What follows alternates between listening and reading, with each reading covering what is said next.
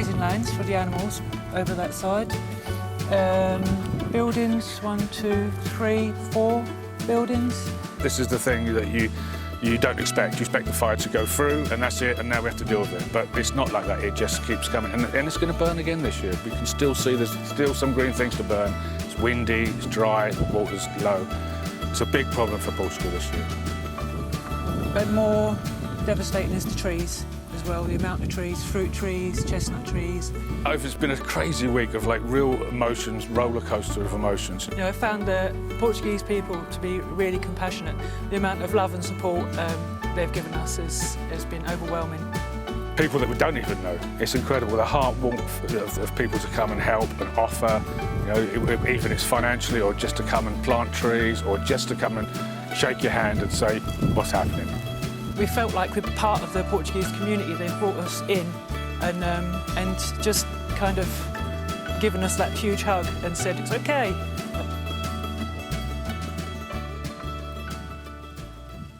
Tragedy like this really, for me, it really hits home, and I hope for a lot of other people hits home, just sort of how ridiculously we're behaving on the planet as humans. You know, this is one tragedy, but we're losing so much. We're losing everything. We're losing soil everywhere, forest, the water's poisoned. You know, at what stage do we say we do something? You know, what stage do we say we stop? You know, and we really need to see that, you know, what's going on around us here in our immediate situation.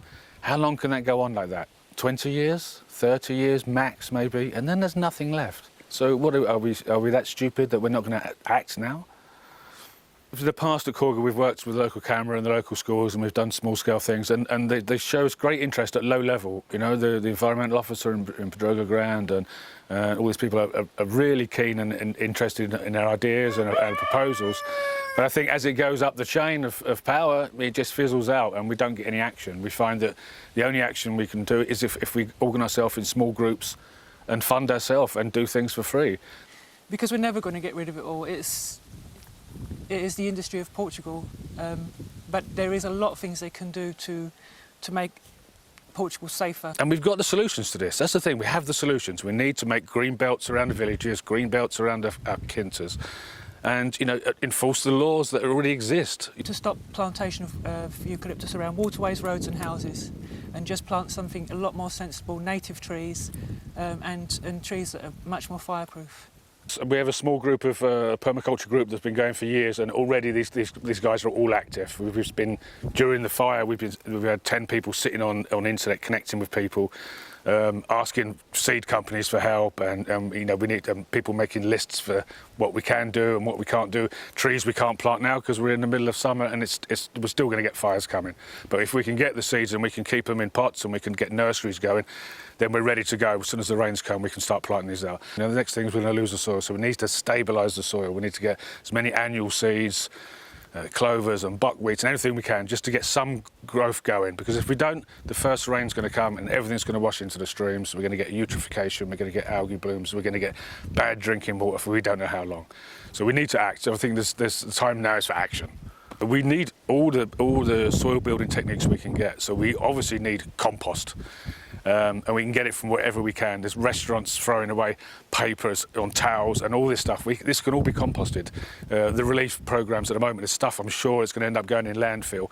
Let's not put it in landfill. Let's get it together. We can organise. We already have people with trucks ready to pick this up. If no one else wants to do it, we can organise it. And we get it and we start making composts. There's fruits rotting. There's cardboard everywhere. We have all this stuff.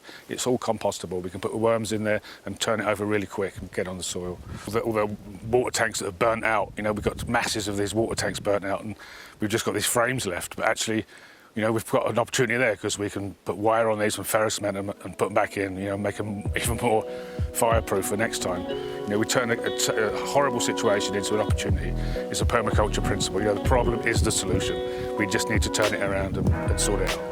Another amazing story is we still have 4 sheep, and despite the grazing lands all being burned, they survived. They managed to move around and find a safe spot. The only little green spot there was, they were all there, safe, and are doing really well. And also we had a cockerel. He obviously got singed. His wings are really stumpy. But he's survived it and he's now still wandering around. What humbles me the most is the amount of people that have come out. I just didn't know we had so many friends. If we didn't have that support network of people, we would have been on our own, and it would have been almost difficult to start again. But we've had so much encouragement as well, just like, you know, you can do it, you can make it just as good, even better than it was before.